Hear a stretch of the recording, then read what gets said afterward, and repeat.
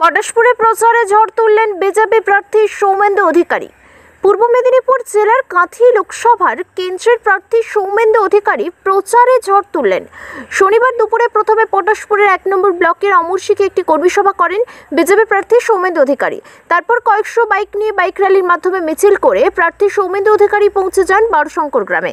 সেখানে এলাকার মানুষের সঙ্গে জনসংযোগ করার পাশাপাশি একটি সাংগঠনিক সভা করেন। এরপর পটাশপুর বিধানসভা এলাকার বিভিন্ন জায়গায় তিনি পায়ে হেঁটে এলাকার মানুষের মধ্যে ভোট প্রচার করার পাশাপাশি কর্মী সভাও করেন।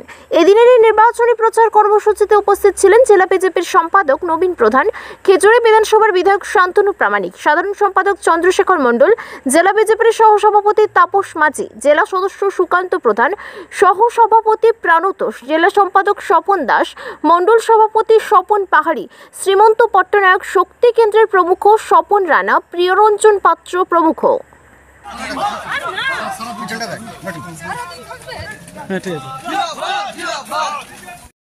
কাঁথি সাংগঠনিক জেলা সদস্য শ্রদ্ধা সুতপা চক্রবর্তী মহোদয়া উপস্থিত হয়েছেন। এছাড়াও আমাদের মন্ডল সভাপতি শ্রদ্ধেয় কাঁথি লোকসভা কেন্দ্রের শ্রদ্ধেয় সৌমেন্দু অধিকারীকে বরণ করে নিচ্ছেন। আমাদের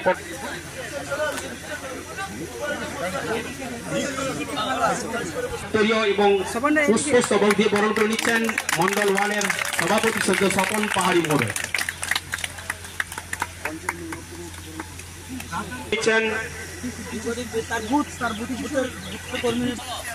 বরণ করে নেবেন এই বুথের সভাপতি শ্রদ্ধেয় লক্ষণ চন্দ্র দাস গিরি মহোদয়।